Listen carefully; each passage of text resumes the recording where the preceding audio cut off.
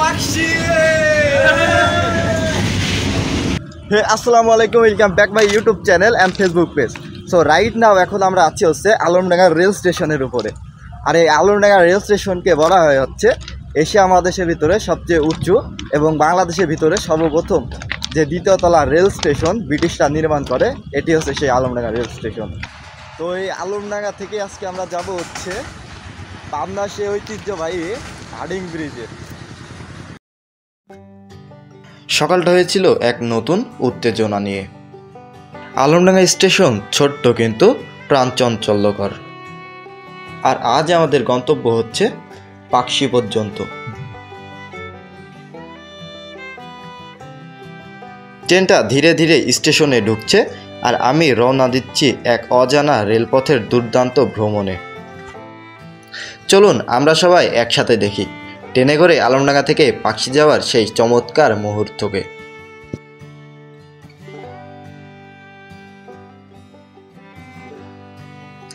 বাংলাদেশ এক টুকরা সবুজের স্বপ্ন। এইখানকার প্রকৃতি যেন প্রাণের ভাষায় কথা বলে। মাঠ, নদী, গাছপালা সবকিছুতেই মিশে আছে এক ধরনের শান্তি। এক্সপ্রেসের আমরা এখন যেখানে আছি এইগুলো হচ্ছে কেবিন। আপনারা চাইলে ঢাকা তো বললাম এরকম কেবিনে করে যেতে পারবেন।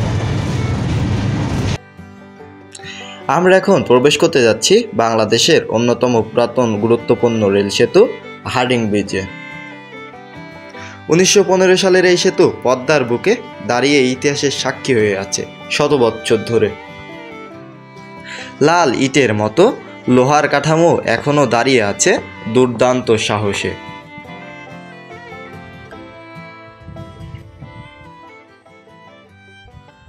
এই যে নদী আপনারা দেখতে পাচ্ছেন, এই পদ্মা নদী হচ্ছে দুইটা জেলা এবং দুইটা বিভাগকে হচ্ছে ডিভাইড করছে।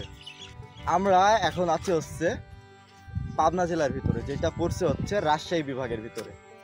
আর ওই পারে হচ্ছে কুষ্টিয়া জেলা, যেটা পড়ছে হচ্ছে খুলনা বিভাগের ভিতরে। জাস্ট একটা অ্যামেজিং ব্যাপার।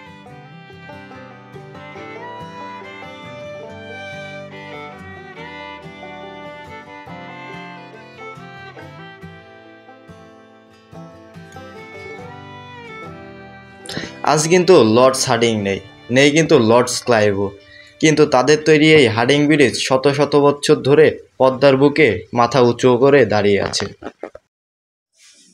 তো আজকের ভিডিওটা এ পর্যন্ত শেষ। আমার ইউটিউব চ্যানেল এবং ফেসবুক থেকে দেখে থাকলে অবশ্যই ফলো এবং সাবস্ক্রাইব করবেন। আর ভিডিওটা কেমন হয়েছে অবশ্যই কমেন্ট বক্সে জানাবেন।